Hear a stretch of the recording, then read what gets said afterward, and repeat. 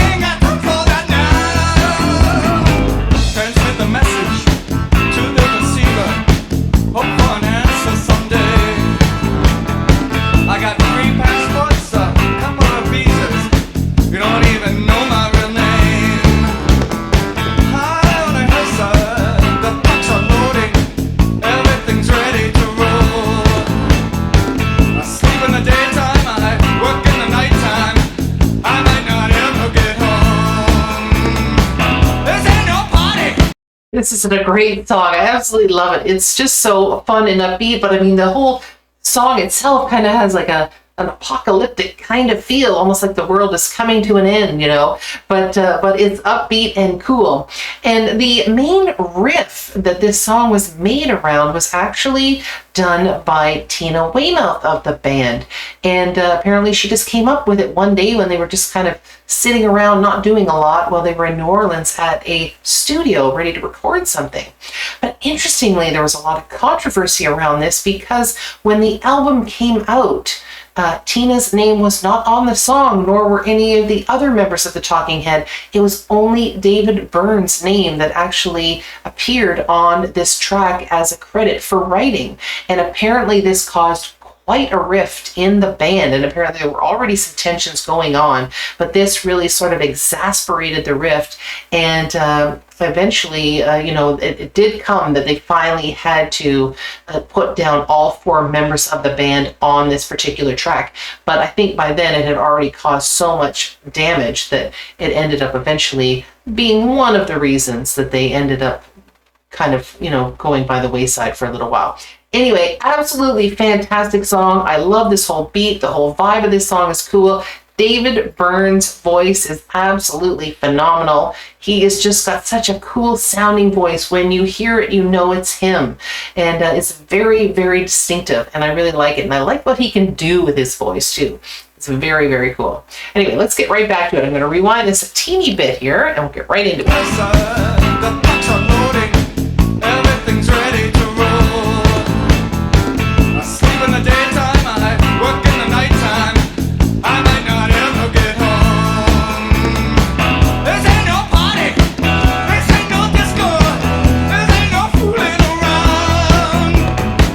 This ain't the mud club or CBGB. I ain't got time for that now.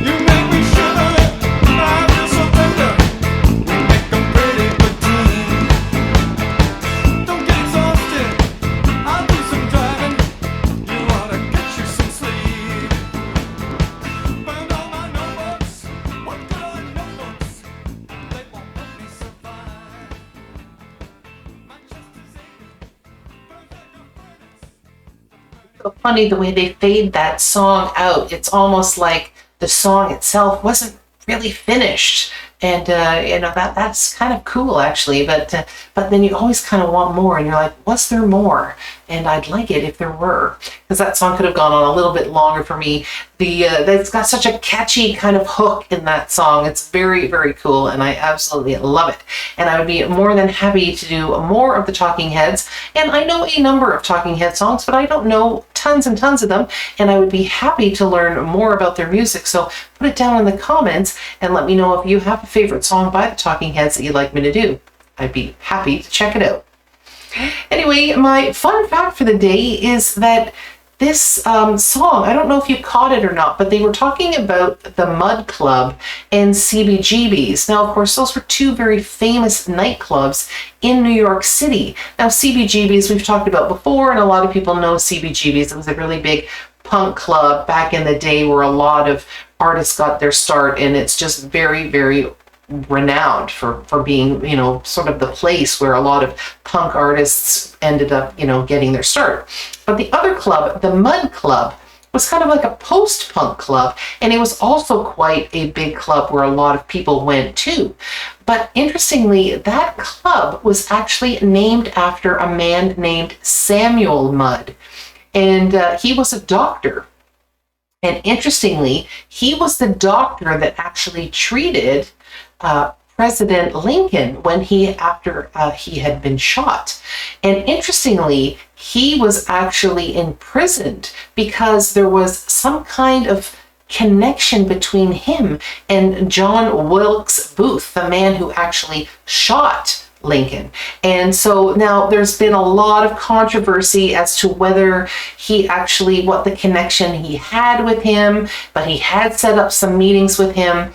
But there were people that thought that he knew that this was going to happen and he ignored it and he didn't tell anybody about what was going to happen. But there's a lot of speculation about what actually happened.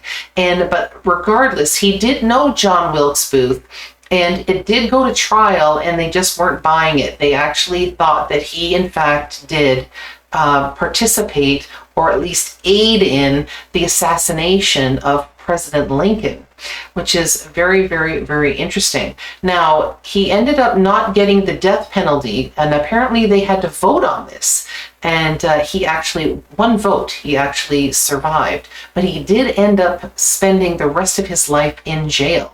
So it would be a very fascinating kind of topic to delve into a lot more to see what you could actually come up with, because I just thought that was a very, very fascinating fun fact.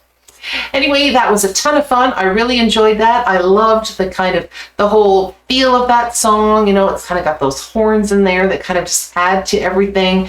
It's got that great riff that they built that song around that Tina was responsible for. And of course, David Byrne's voice was absolutely fantastic. So if you'd like more, like I said, put it down in the comments and I'd be more than happy to check it out. Okay, everybody, I think that wraps it up. So have a joyful day, and I will see you all again next time. Bye-bye.